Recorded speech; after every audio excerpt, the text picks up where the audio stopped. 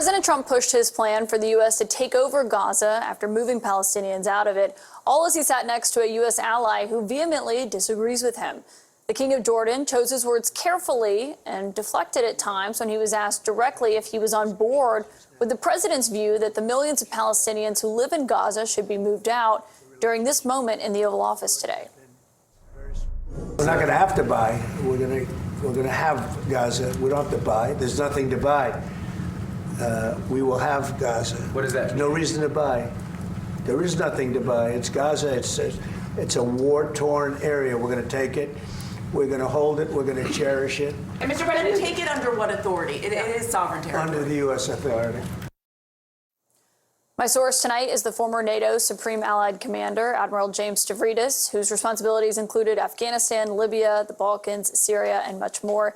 And it's great to have you here, Admiral, because after that happened in the Oval Office, when the king was asked about Trump's plan for the U.S. to be in control of Gaza, he said after that Jordan maintains its steadfast position against the displacement of Palestinians in Gaza and the West Bank. What do you make of the position he's in here?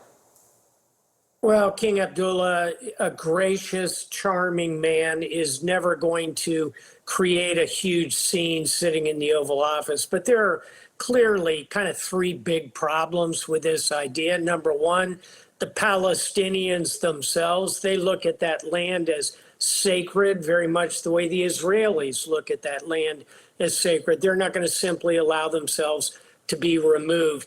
Number two, the rest of the Arab world, in this case, notably the Jordanians, a lot of tension in Jordan between Palestinians, the Hashemite Arabs, very destabilizing. And number three, Caitlin, it's the resources. Who's going to pay for the reconstruction? Who's going to pay for the security forces? Who is going to help ultimately reconstruct it, bring the Palestinians back if you've pushed them out? These are three almost insurmountable odds against the idea of the United States simply taking over Gaza. Yeah, and of course, you know, we saw the king talk today about taking sick Palestinian children into Jordan. There's already 2 million Palestinian refugees who live in Jordan, so it's not clear, you know, what would be different there.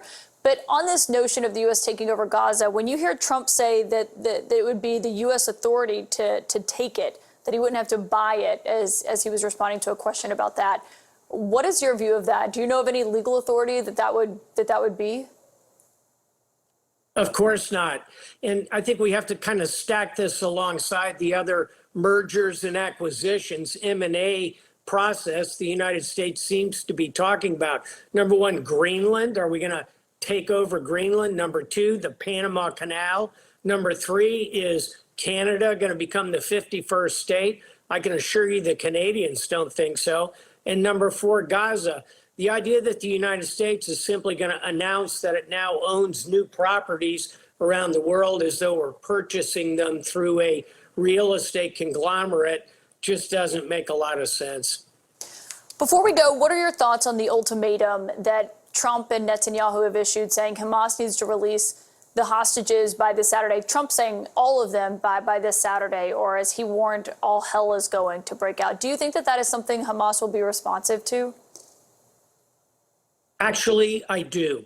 Hamas is kind of out of options at this point, and for them to try and withhold this deal, crater this ceasefire, hold on to the remaining hostages, doesn't make a lot of sense for them. More importantly, their money funders, the Qataris, are going to put immense pressure on them to step back in line with this deal. So I think it's unlikely the deal stops. I hope it does not. We need to get those hostages back. At the end of the day, I think both President Trump and President Netanyahu, Prime Minister Netanyahu, are right to put pressure on Hamas, who are simply using the release of these hostages as ongoing diabolical theater. Let's keep the pressure on. Let's get the hostages back. Yeah, that's certainly what their families want. Admiral James Stavridis, I always appreciate your time. Thank you for joining. I should note your novel, The Restless Wave, is excellent. Everyone should read it. Thank you for your time tonight. Thanks, Caitlin.